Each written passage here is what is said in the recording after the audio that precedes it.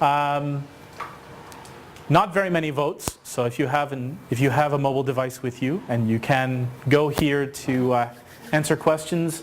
There's also this beautiful little button that says I'm confused, and another button that says I'm getting it. So if at any point you start to feel confused, just push the I'm confused button, and I'll at least get a little bit of feedback about that. So thanks very much for the invitation. This is my third time speaking with the Dev Club group, but my first time with the Russian language group. And so it was really nice to get the chance to come here and do that. And of course, I need to make sure to give my computer some coffee so that it won't go to sleep. And I hope that you won't go to sleep either.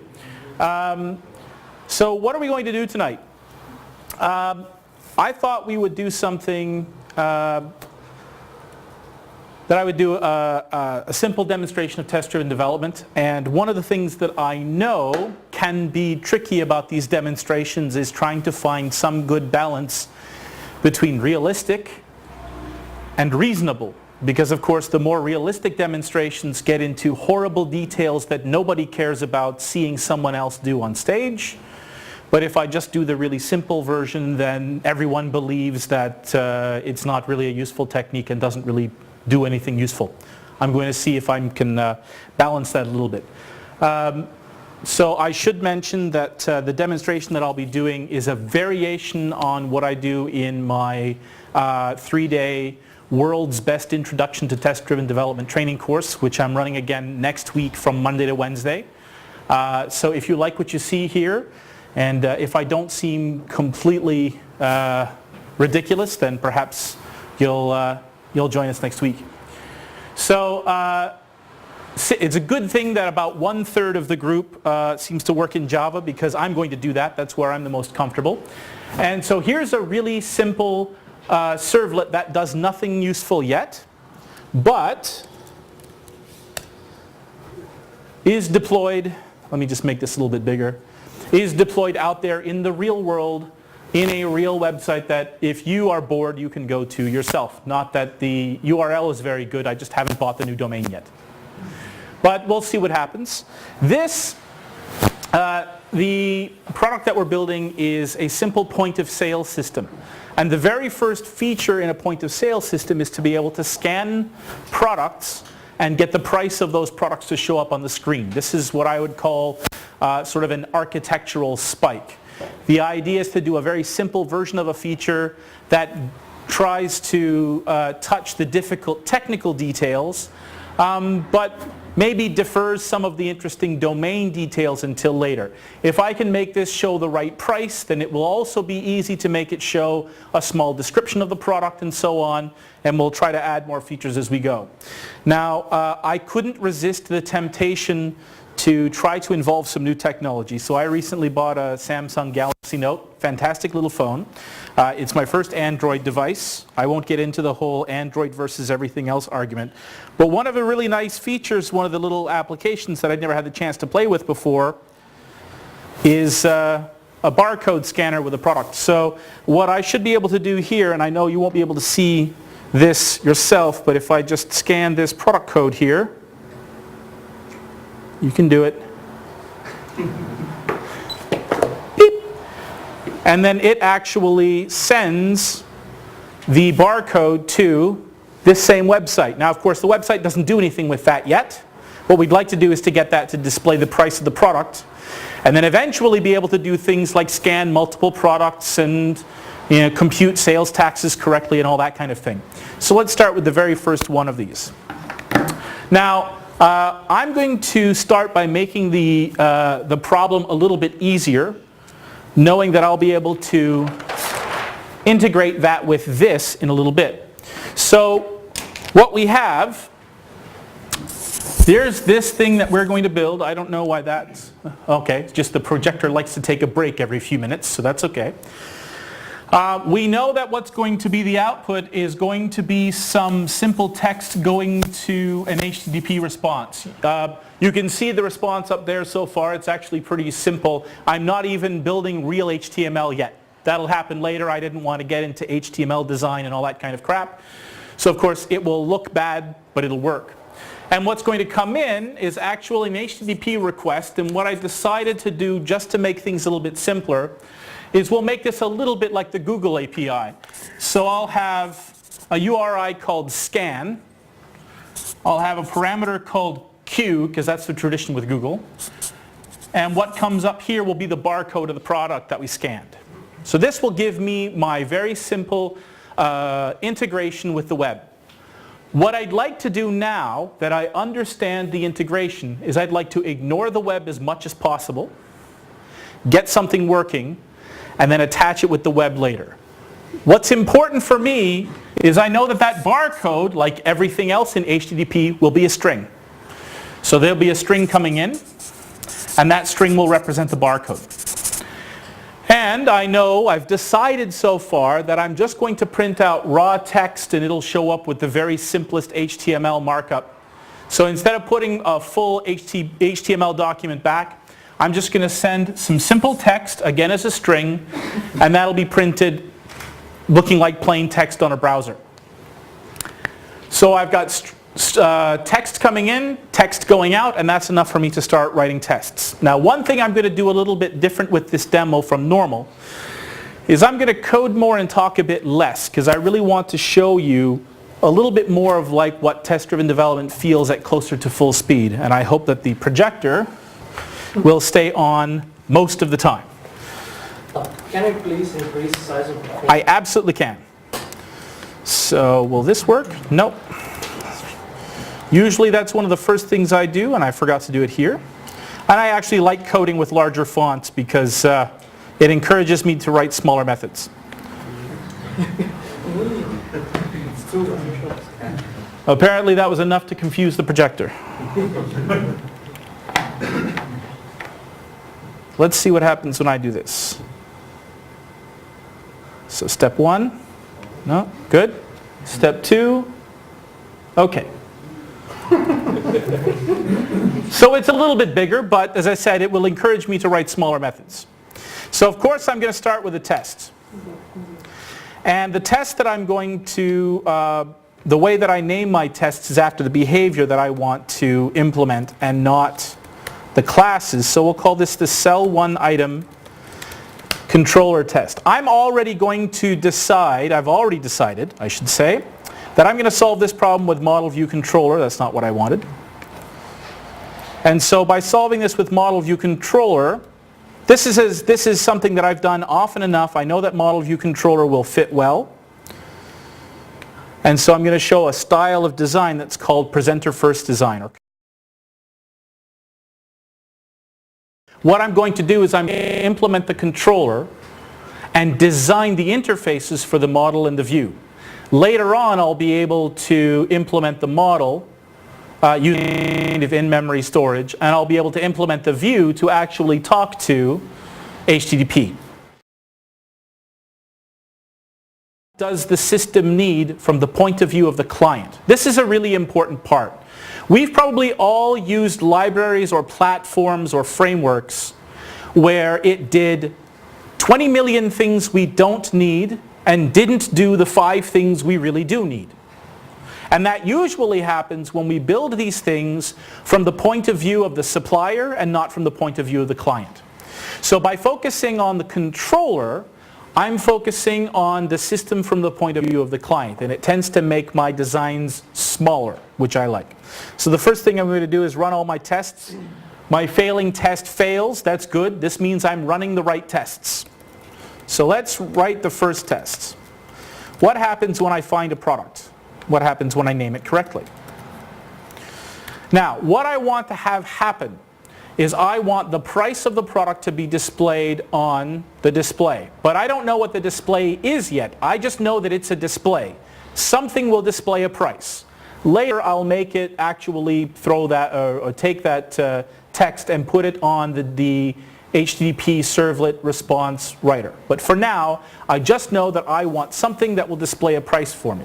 And whenever I say something, I think of an interface. So the first thing that I'm going to want is something that allows me to display a price. So pardon me while I add a little bit of extra plumbing work here. I'm going to use JMock to help me write this test, only because I've been using it for a long time. If you like other mocking libraries, or even if you don't like to use mocking libraries at all, that's your choice. Doesn't bother me. This is the way I'm going to do it. So the first thing I need to do is say, oh, fingers are not doing well today. Wake up. There we go. It's a little bit of reminders to the fingers that I'm the one paying the bills. They should do the job. All right. I guess really the fingers do most of the work, so maybe that's not so fair. The first thing I'm going to do is write what I expect. Now I know that's a lot of blah blah blah. What does that really mean? This means somebody should display the price 795 euro cents, or 7.95 euros, on the display once. What I'm doing is setting an expectation. I'm defining the essential collaboration or essential conversation between the client and the server. In this case, the client is the controller and one of the servers is the view. I'm designing the interface for the model and the view right now. This is the view part. Now the question is why? Why should something display 7.95 euros on the display? Well, presumably it's because something needs to receive a barcode. In Java, the standard naming convention is on blah blah blah, where blah blah blah is the event, and the data of the event is just a string. So this event will be triggered when the servlet pulls that parameter out of the HTTP request. Text in, that's my input. Now the question becomes, why should 1, 2, 3, 4, 5 mean 7.95 euros? Why not a different barcode? Why not a different price? Well, there must be some way to look up the price for a product. When I scan this box, I need to know that there's something that has this barcode that will return me the price of whatever this is in this box. What do we call the thing that we find prices for products in? Let's call it a catalog. So what I'm going to write now is just, well, I'll write it, then I'll describe it. So this says, if you want, you can ask the catalog to find the price 1, 2, 3, 4, 5. It's okay if you don't, but if you do, then I'll return the value 795 euro cents, or 7.95 euros. Now I think we can see in this test the relationship between the model view and the controller. The controller says, I've scanned a barcode, 1, 2, 3, 4, 5. The model says, hey, I know 1, 2, 3, 4, 5. That's 7.95 euros. And then the display says, I know how to display a price. You should tell me to display 7.95 euros, because that's the price that the catalog gave us. So again, what I'm doing here is describing the essential conversation between the objects in this test. I'm making some guesses about the interfaces I want, but because I'm doing it from the point of view of the client, my guesses are probably good. They might not be perfect, but they're better than if I just think about the catalog, or if I just think about the display and what are the 70 things that someone will someday want to do with me. So when I make these design decisions from the point of view of the client, there's a better chance that the decisions will make sense. And I think this test kind of makes sense. The model view controller structure is here. Now we just need to build enough of the test to make this test compile, because I want to see it fail. The test should always fail at the beginning because I haven't built it yet. I haven't built the implementation yet. So I need some objects.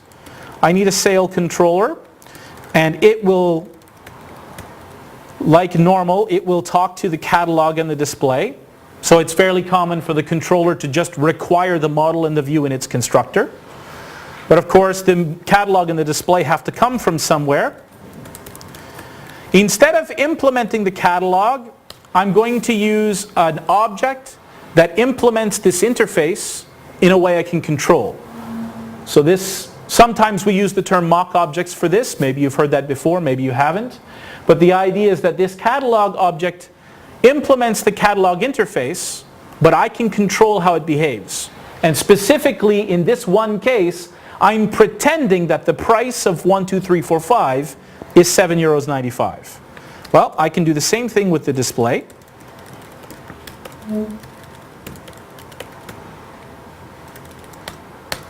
And in this case, again, this display object implements the display interface, but in a way I can control. And the way I control it is I say, I expect someone to display the price, €7.95, on the display.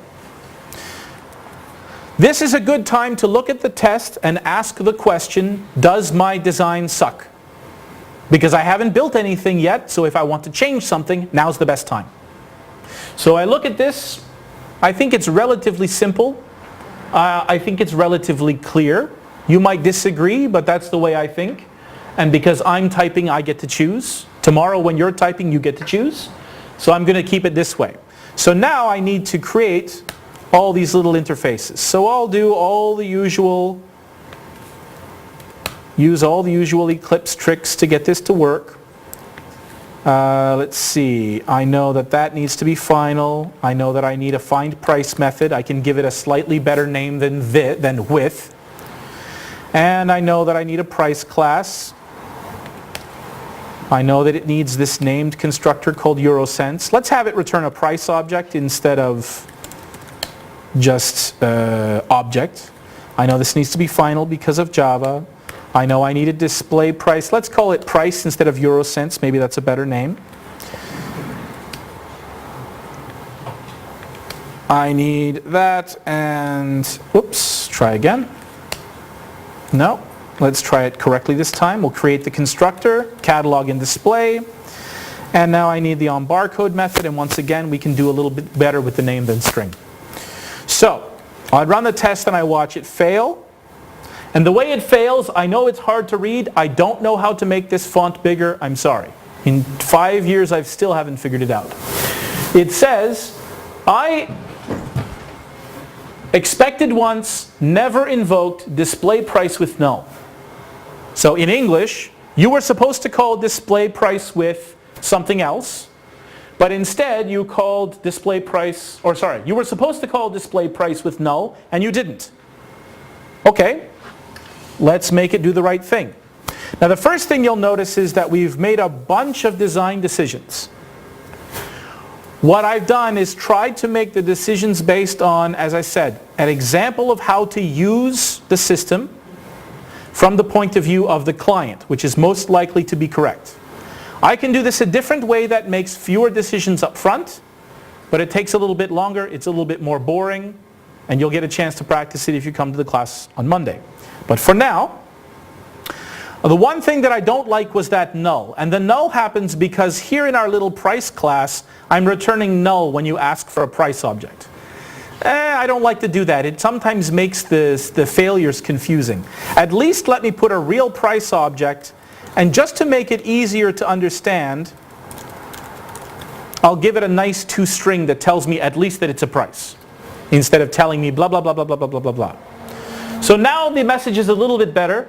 You were supposed to display the price and you didn't. That's what this message says. Okay, fine, tough guy. Let's display the price. How do I make this test pass? The simplest, stupidest thing is to just tell the display to display the price for me.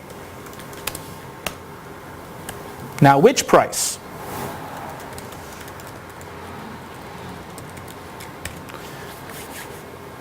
Now I expected the test to pass, but it failed, so what went wrong? Now again, it's saying it's blah blah blah, but really what it says is you called display price with the wrong price. Well, what do you mean the wrong price? I said it's €7.95. Aha! Price is a value object. And in Java, the default implementation of equals only checks to see if there are references to the same object in memory. But they're actually different objects with the same value. There are two ways to solve this problem. I'm going to solve it the better way for now. And I'm just going to implement equals. At least then, the test will pass.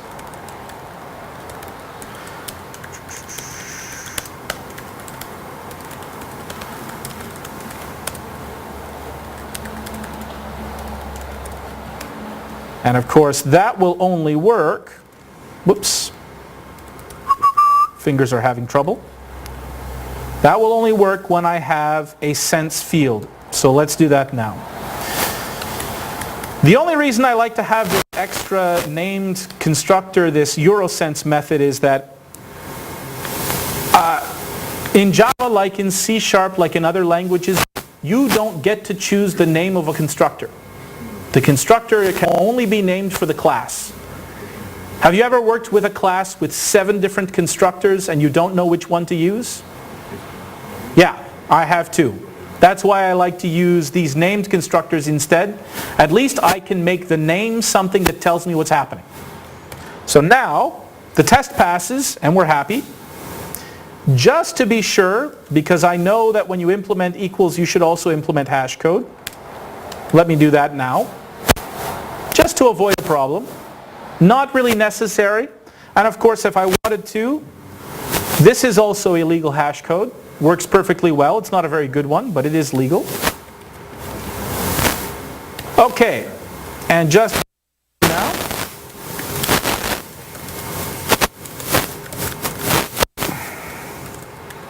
we can display the price, but only if it's €7.95. Just obviously I want to commit to version control. So now we look at this implementation here and we think, that just seems to be a little bit too easy. The reason that I want to put this implementation first is I find that code is safer to change when it works. So my first priority is always to make the test pass quickly, and then I can replace an implementation like this, which makes a very strong assumption. It's not quite generic enough, with something a little bit more general. But I'll say this. Imagine if in your shop, every single product was €7.95. Then this would work. And it's important to recognize this point, because I think as programmers we have this tendency to assume that the solution will always be complicated. We like a challenge. We're programmers. We don't like boring work. We want to have a challenge. We want to do interesting work. And sometimes we pretend that things are more complicated than they really are.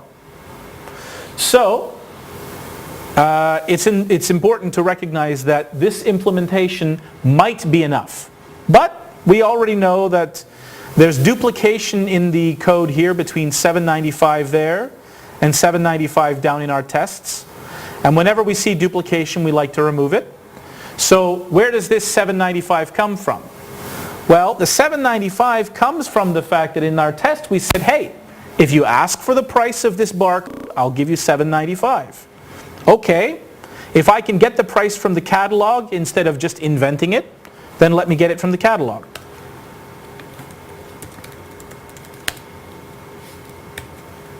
And that would work, except find price doesn't return a price object, so we'll change that very quickly.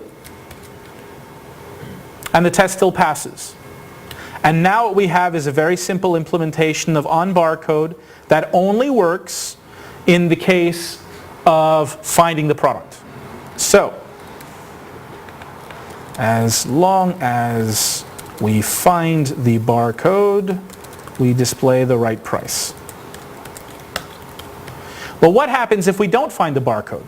Well, that's the next test. Now, of course, I didn't do it here, and just while I'm typing all of this, I'll tell you. What I normally like to do at the beginning of any coding session is I'll first think about what are all the tests I might want to write. Because, of course, when you start writing code and you have a problem to solve, probably you have 12 ideas in your head. And I don't know about you, but in that situation, a hard time to concentrate, to focus on just one thing. So I take a piece of paper, I write down a bunch of ideas. Here are the tests I think I will need. Here are some design ideas I think I will use. By putting them on the paper before I start typing, I have everything in my head on paper. Now I can focus on the first part. And I don't have to worry about remembering the 15th step and the 38th step and the 147th step. I can focus on the first one. Of course, I've done this enough that I don't have to worry about that for this particular example. Sometimes it's possible that when I look in the catalog for a barcode that I find no price. Normally I don't like to return null, but this is one time it makes sense. So what should happen in the case when I don't find the product? Well, how about something like this?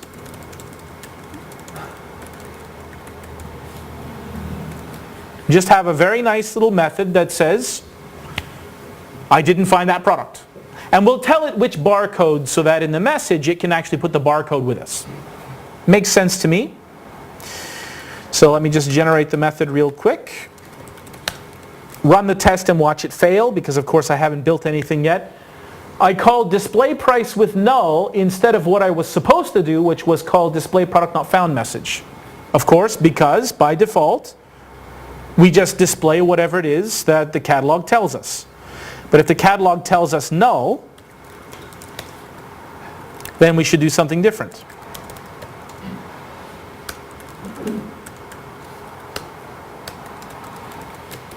And the test passes. Very simple. We can handle the case where we don't find the product. Now there's one other interesting case that I want to look at. That's the case where the barcode scanning seems to be wrong. Now, I've played around with this barcode scanner a lot. I've noticed that in the very worst case if something goes wrong, either it won't give me a barcode or it'll give me an empty string. It'll never give me null. It'll never give me anything very strange. And of course, if a barcode had a bunch of strange characters in it, I really don't know the difference between the barcode being the correct format and maybe I just don't know the price for that barcode. So I'm going to ignore that problem. Yes, I could put the checksum algorithm here, blah, blah, blah. And if I was shipping point-of-sale software to big retail stores, I would worry about it. But really, this is just for my own use, for my own store where I'm going to sell my own products. I'm not going to worry about the difference. So what happens if we scan an empty barcode? I'm going to do this in smaller pieces this time. The first thing is, of course, we need to scan an empty barcode.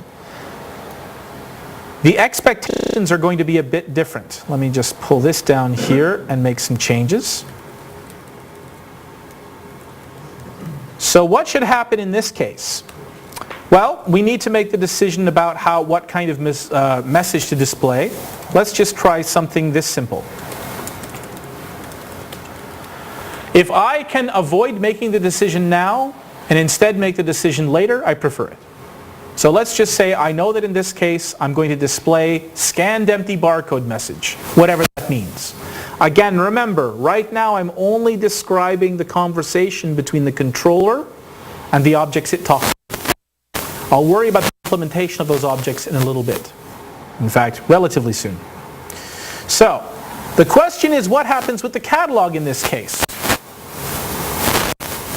So in the first test we said, let's pretend the catalog returns €7.95 for that product.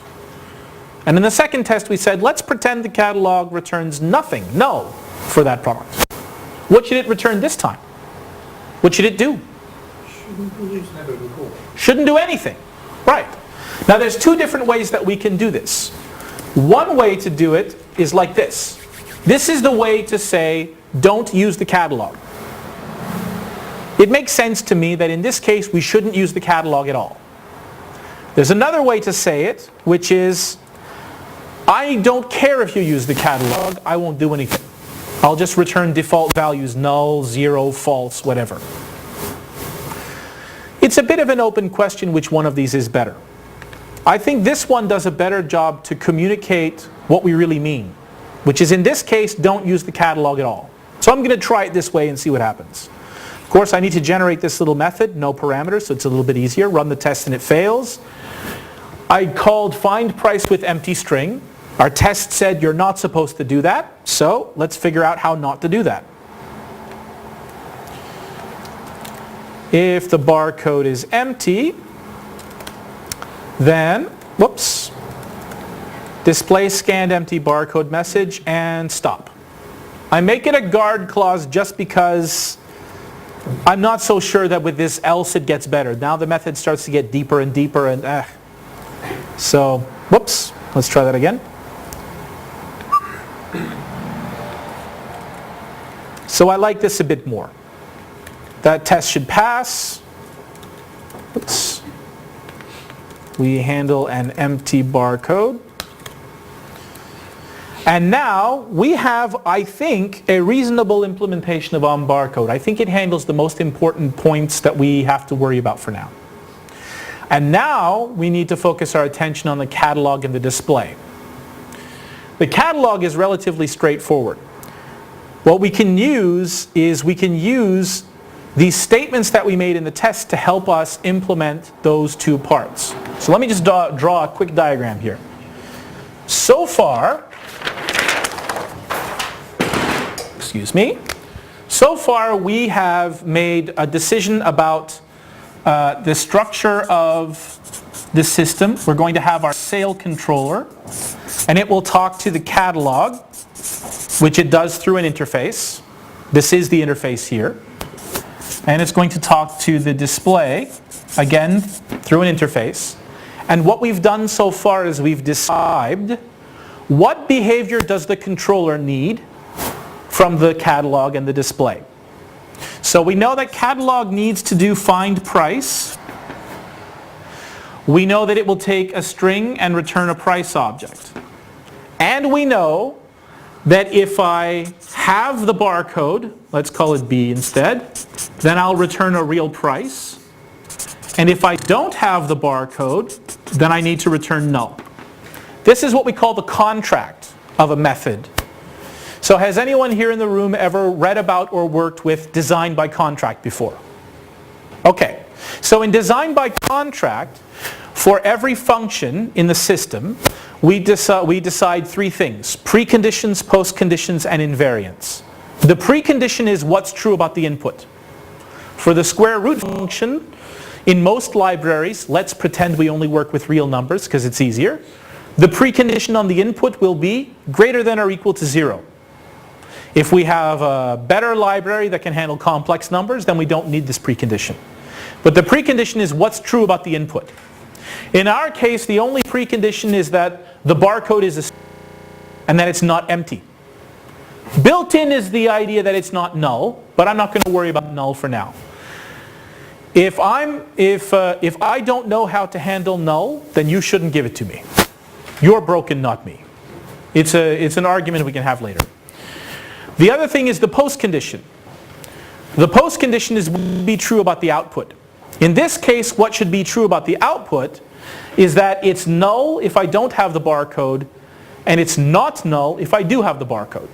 So that's part of the contract. We need to make sure the implementation of catalog will follow this contract, because the controller depends on it.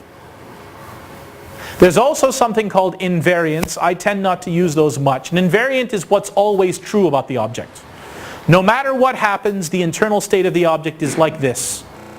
You know, that if you think about a list, for example, an invariant on the list will be that the number of items will always be less than or equal to the capacity of the list. It's not a very strong invariant, but it's true. So in this case, the interesting part of the contract is this relationship between the barcode and the price. Now we do have a contract for the display, but the contract is a bit less interesting. All the contract says is, I need to be able to display a price, I need to be able to display this product not found message, and I need to be able to display a scanned empty barcode message. But it's hard to say what that means. In a text display, we can say what kind of text we should see, although now we have to argue about what language.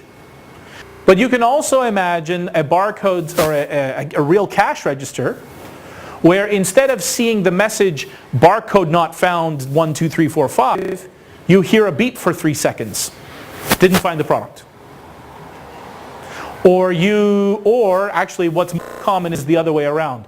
Where barcode is scanned and they find the product, you hear a beep, which means I scanned it. And if the scan didn't work, then you hear no beep. And that tells you to try again and again. And after 4 times, then you throw the product away. So there are a bunch of different ways to implement the display. The contract right now is very weak. The only thing we know is that the parameters should never be null.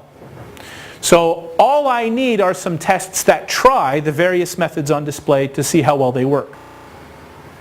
Now, how do I use this contract information to write tests?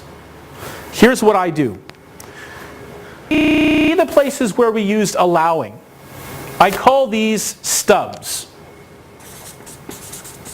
A stub is an implementation of a method that answers a hard-coded answer, that returns a hard-coded value. In this case, return 12. In that case, return 14. And those are two different tests. Instead of doing the real thing, and instead of having to set up the right data and make sure that you have all the right configuration, you just say, pretend the result will be this. Because in our case, there were two different tests that had two different ideas about how the catalog should answer. In the first test, we said, what happens if the catalog answers something? And in the second test, we said, what happens if the catalog answers nothing? These are stubs. What we need to build is a catalog that answers something at the right times and nothing at the right times. The same is true for the expectations. I'm running out a little bit. Actually, I should have said stub over here because the stubs go with the catalog. And then over here on the display, we had expectations. These are the actions that should happen. So in the first test, we said that the action should be display the price that I found in the catalog. The second one says that the action should be display a message saying, I didn't find this product, and here's the barcode. And the third one, the action was display a message saying, you scanned an empty barcode, I don't know what to do with it. So I can use the stubs and the expectations in these tests to tell me how to implement catalog and display. Now, the more interesting case for me is the catalog case. So let's start with that. Let's pretend for now that we will implement the catalog in memory. I don't want to force you to watch me to create a database. So let's just do it in memory. I know there are 2 points to the contract. The point that if I have the barcode, I should return that price. And if I don't have the barcode, I should return null. Those are our two tests for the catalog. So now I don't even have to write down the tests I need. I already did. And I know that those are the only two things the catalog needs to do because it's the only two things that the controller uses. And when I need more, I'll add more later. So what happens if I find the product? Well, the result should be the price of the product. Let's choose a different price just to make sure that we don't always use the same data. We could fall into mistakes that way. So I like to write my tests by starting with the result. The result should be 14 euros 50. Euro cents, excuse me. And that should happen when I look up the price 23456. But the question is why? Again, always the question, why is it the right answer? Well, it's the right answer if I say, here's the data in my catalog. Now the easiest way I can do it is to create a catalog with the barcode 23456 connected to the price 14 euros 50. And that should give me a catalog. Well, let me do that real quick. Let's create a catalog with this barcode mapped to that price. Now I'm going to make a very simple, whoops, pardon me, that should just be catalog. Come on. All right. 3 chances and then I stop. Okay. How do I create a catalog where this price is the price for that barcode? Well, let's do some very simple design. Let's have a very simple implementation of catalog. It has a lookup table inside. You just tell it when you create the catalog, here are my products and prices, and then it can tell you the price for each product. We can probably do that easily by using a map. So, it always kills me that this is the correct syntax, but okay. A singleton map is just a map with only one key and value. The key is the barcode and the value is the price. So if I have an in-memory catalog class, and it needs to implement the catalog interface. And I need a find price method, but I also need, whoops, why am I doing real work? Oh, this should be return. There we are. Why would I do something if they can do it for me? My normal name for a map is values by key until I can think of a better name. So now what I have here is, the test is very simple. The test just says, if I create a catalog with that barcode and that price, then when I look up that barcode, obviously I should get that price. Very simple test. And this down here just tells me how to create that catalog. I'll just create a very simple catalog with a map containing only that one key value pair. I could add more if I wanted to, but this is good enough for now. So the implementation should be pretty straightforward. Of course, let me run the test to make sure it fails. Good. Expected a price but was null. Let me change that to string for a moment now that I notice it. Now that we actually know what the price is, let's actually display it.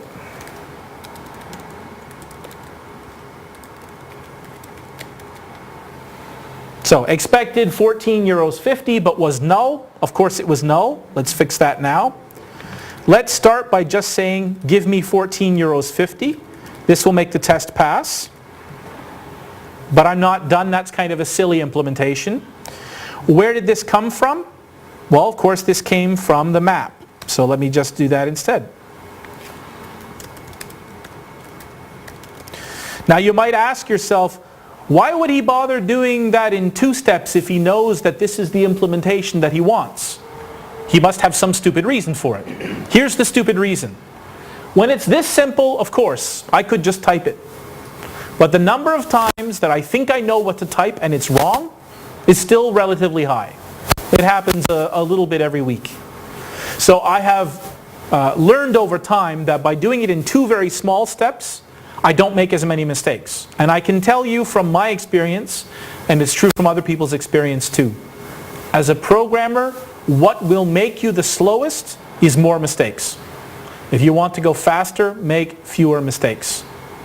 Usually, if the steps you take are smaller, then you'll make fewer mistakes. Even if it feels like you're doing more work, you're doing more typing, it actually happens in less time. And I encourage you to just try it to see if that matches, if your experience matches my experience. Probably the odds are good that it will. So, what about the case where the product is not found? Well, in this case, the result should be null. That's what our contract says. So the result should be null. But under what circumstances? In what situation? It should happen in the situation where I create a catalog without the barcode 23456.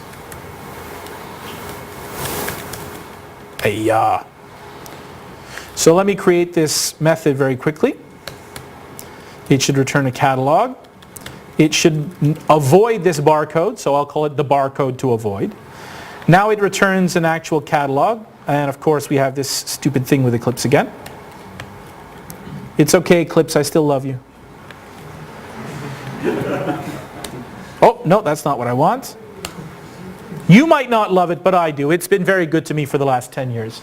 Null pointer exception, woohoo! Well, that's because, of course, catalog is null. So how do I create an in-memory catalog without that barcode? Well, the simplest thing I could do right now is just create an empty map. And that works, and that's good enough. So let me just do this quick here. Implemented the catalog contract with an in-memory version. But there's something that makes me a little bit uncomfortable about putting here an empty map. It seems like it's too much. All I really care about is that it's a map that doesn't have 2, 3, 4, 5, oh shut up, that doesn't have 2, 3, 4, 5, 6 in it. What if I did this instead? Not that barcode. And the price can be anything we want, so let's make it a lot. That test should still pass. The reason that I wanted to show you this was to emphasize that what I care about in the test is the weakest assumption I can make. I want to make the weakest assumption, the assumption that gives me the most options. We have this tendency when we write tests to make the tests say too much. I like to work hard to make my tests say as little as possible and be correct.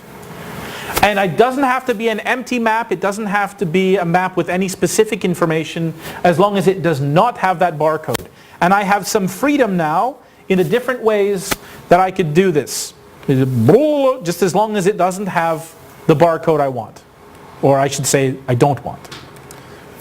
So let's take a look at what we have now. There's two interesting things about this test. Well, interesting to me. I hope also interesting to you. You'll notice that there's two different tests that correspond to the two different cases here. The one case where we do have the barcode and we find a price, where we don't have the barcode and return null. Also, those tests correspond to the stubs in the tests up here. There's the one stub here that says what happens if we return a real price. And we have the stub here that says what happens if we return null. This is the most important part of this technique for me. The controller says, I expect you catalog to behave this way. If you have the barcode, you will give me a price. If you don't have the barcode, you will give me null. And then the catalog says, okay, I will do it that way for you. And these two have to agree. That's the most important part, that these two agree with each other. If they do, then I can replace this implementation with anything else. And as long as it will pass the same two tests, the controller can work with it correctly. I can read the values from comma-separated values, from a database table, from a web service. I could have a modem connection with him typing at the other side. It could be anything. All that matters is that we pass the same two tests. And when we put that catalog together with this controller, they will work. It's guaranteed. And this is really for me the essential point. I'll come back to why in just a moment. One more thing about these two tests.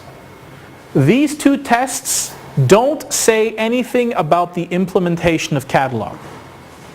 Nowhere in these two tests do we see in-memory catalog. We only see the interface. So these tests can be made true for any implementation of catalog.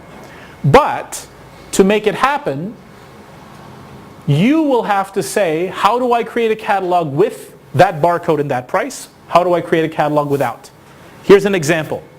Let's say we do a database table version. What will happen here? Well, what we'll do, the first thing we'll do is we will we'll truncate the table called products. The second thing we'll do is we'll insert one row into the table with this barcode and that price. And then the third thing we'll do is ask the data source, or ask JNDI or whoever, Spring, I don't care, for a data source, and we'll create a JDBC catalog class that wraps that data source. Or you can use Spring JDBC templates, or you can use iBatis, or you can use anything you like. But all that matters is that at the beginning of this, when we create the catalog in this state, we set up the data to be what we need. Up here, again, we truncate the table called products, and then either we put nothing in, or we put a row that doesn't have this barcode. So it doesn't really matter. Any implementation of catalog will work. All you have to do is pass these two tests and provide these two ways to create the catalog. So now let's try to put all this together. I admit that this next part is not going to have so many tests, but now we get to have a little bit more fun. So the way it should be able to work now, actually the first thing I'll do is, you'll notice that so far I've created all these classes inside the tests. I did it that way because I want to wait until the design of the classes starts to stabilize before I start to move them out and let other people use them. Now I think they're probably ready. So let me just move them out into new files. So pardon me that this part's going to be a little boring to watch, but we just do a whole bunch times move type to new file. Move type to new file. I think only 2 more times will be good enough. And now we should be able to actually use this stuff. Let me go, well, first of all, of course, don't do that. That was the wrong thing. Try again. The tests still pass. Good. Let's take a look here. Now we have a whole bunch of production code classes that should be in production code. Doesn't let me do it from multiple packages at once. Okay. Let's do that. Let's do that. Test should still pass. All right. So, moved all the production code into the production source tree. Good place for it, I think. Now we should be able to put it all to, whoops. Sorry, Eclipse changed the keystrokes last year. I'm still not used to it. Now we should be able to put this in here, but how will it work? Oops. So we can take the initialize method, and this is the place where we will construct our application. And the way that I construct an object-oriented application is you connect all the objects to each other, and then they should be ready to handle a request. So I know that I need a new sale controller. In order for this to work, I need a new in-memory catalog. And in order for that to work, I need a map.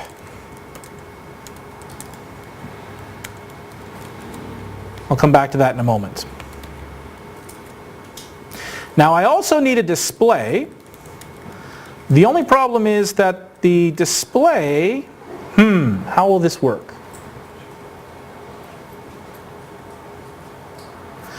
I can do this. Will that work? No, I don't have to. Ooh, I didn't think about this part. All right. I'll come back to the display in just a moment. So, I'll need to put some barcodes in here. Fortunately, I have some products. Not this one. Let's see, we have a little book. And we have, let's see, we have some water. And what else? And a bag of peanuts, but no peanuts included. So, fortunately the barcodes are right on them, so let's see what happens. 47400853 304865.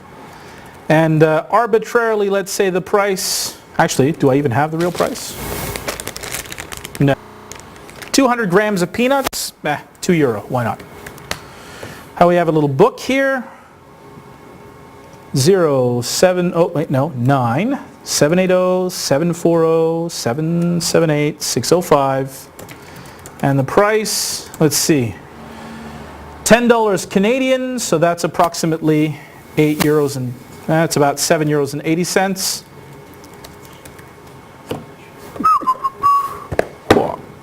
72176249221 5. That worries me a little bit that there are fewer digits. 19215. All right.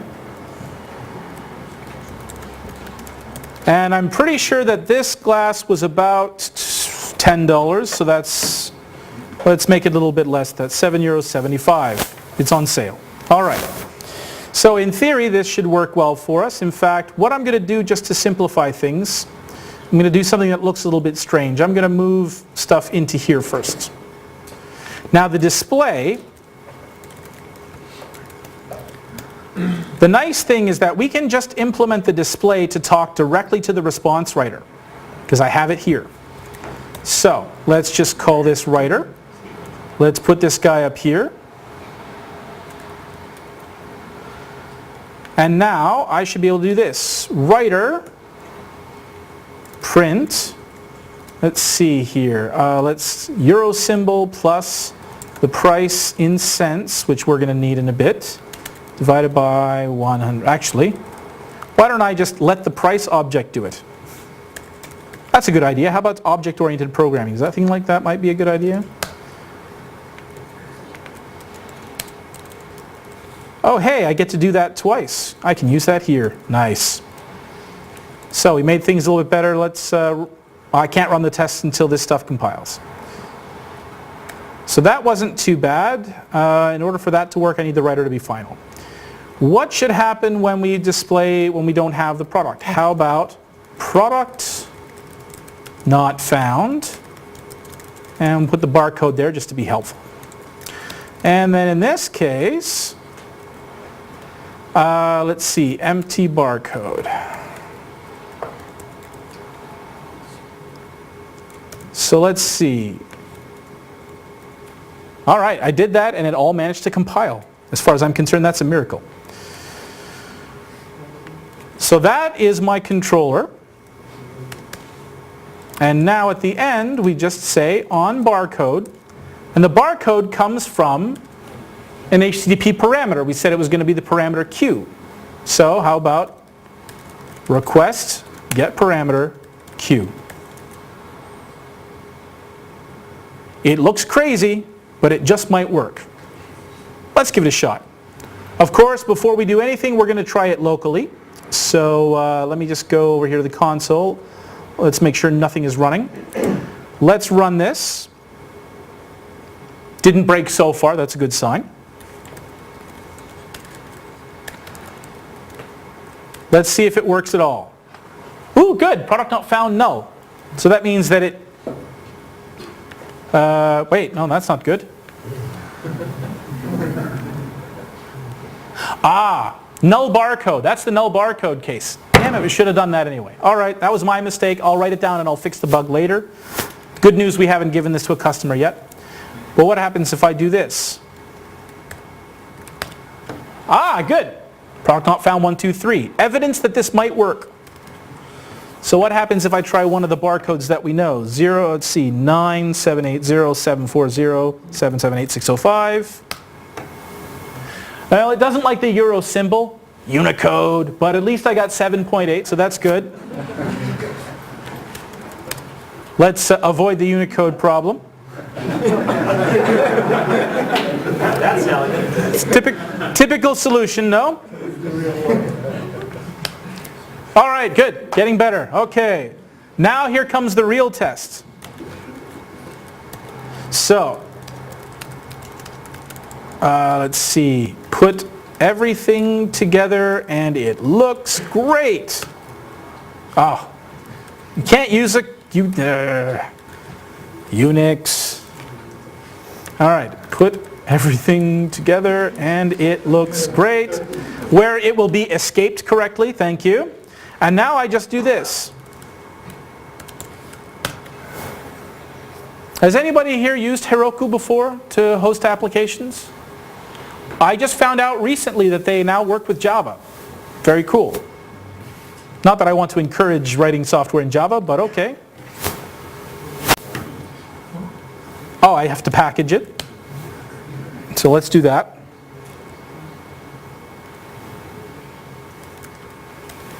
Errors, are you kidding me? No, not when I'm in the middle of a demo. What's the problem? You know what? It's the tests. I am going to move them. So, yeah. Unfortunately, it wants to compile the tests, and I don't want to figure out how to set up the class path for that. So, let's move the tests up here.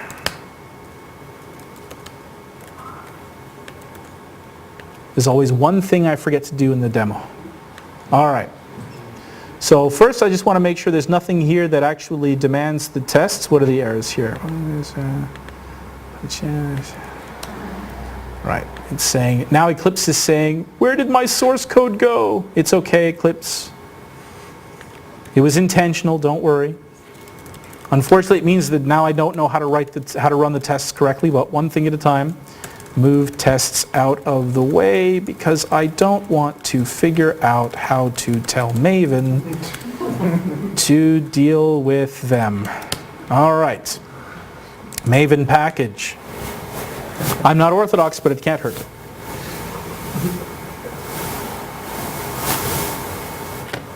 Oh, it even tried to run tests. So if I had just put the tests in the class path, it would have been okay. I don't care. For now, I want the magic. I need to see something working in production. Come on.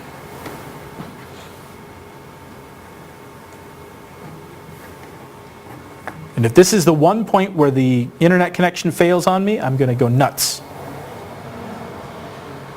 Good, it's going. It's going. So now, for the big finale. Unfortunately, of course, you won't be able to see it out there. I'll have to show you here.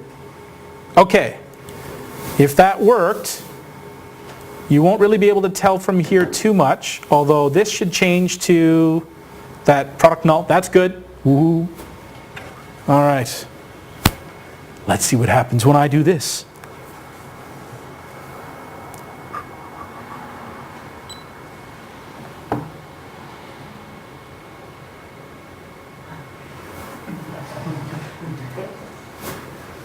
Really?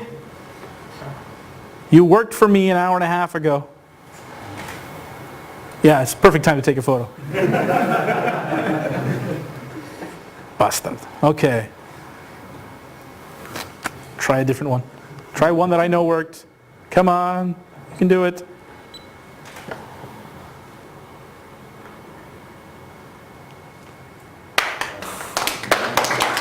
Oh, wait. I can make the font bigger. It's the right price too, €7.75. Let's see if this works, and this will be €2. Unfortunately, I have to go back. Here we go.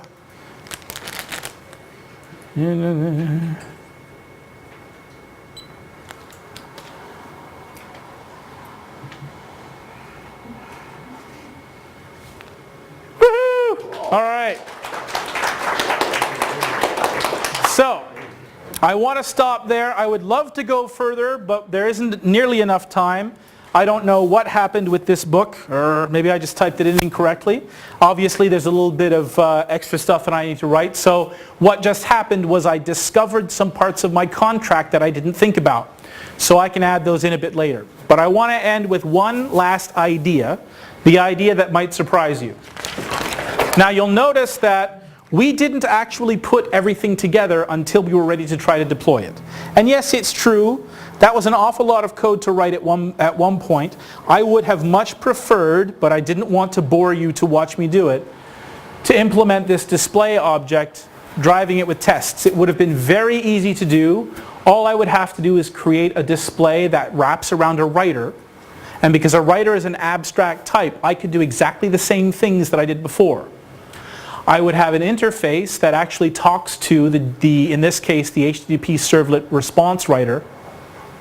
And that interface would simply make sure that when I display a price, that it puts the correct text.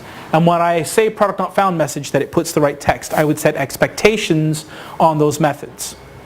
In this case, I just happened to write this little bit without tests just because I wanted to see the thing working from end to end. I wouldn't ship this because I'm not quite happy with it yet. But here's the point. At the beginning of your application, you're going to have the entry point. And the entry point is the very first part of your application that handles a request. It's where it might be the main method, or it might be the event loop in a GUI application, or like this, it might be the request handler in a web application. And the idea is that this is going to talk to some classes, but it's going to talk to them through interfaces. And these guys are going to have to be implemented by something. Now we wrote tests that showed that the controller knows how to talk to the interfaces that it deals with directly. The controller talked directly to the catalog and the display. And we defined the contracts of those objects right here. And then when we implemented the catalog over here, we wrote some more tests that showed that the implementation did what the client expected. We could have done exactly the same thing with the display, and in fact we can, but it's something that we do in our course. But this is true at every level. I can say the same thing here. and that's implemented by something, and that's implemented by something. And these guys, it keeps going until you get to the end of the border of the system, where you talk to Java, or you talk to third-party software, you talk to something that you don't build. Only at the very end do you write tests that actually talk to the real thing. But in the rest of your system, which is the vast majority of it, you can write tests, you can find ways you can test drive the behavior between pairs of objects and make sure that they know how to talk to each other before you put any of them together. And then when you put them all together, they just work. And that to me is really one of the key powers of test-driven development, is it allows me to focus my attention on each part of the system and get it right. And because I can write tests that show that I know what you're supposed to do and you actually do it, and I can do that everywhere, that's what allows me to focus my attention on a little thing at a time, get it right, and when I put everything together, this would have been more dramatic if I had remembered to have this handy. When we put everything together, it just works. And that's the basic idea. So thanks very much for your time and attention. I don't know if they will let me take any questions. I can look in the website to see if you guys have added any.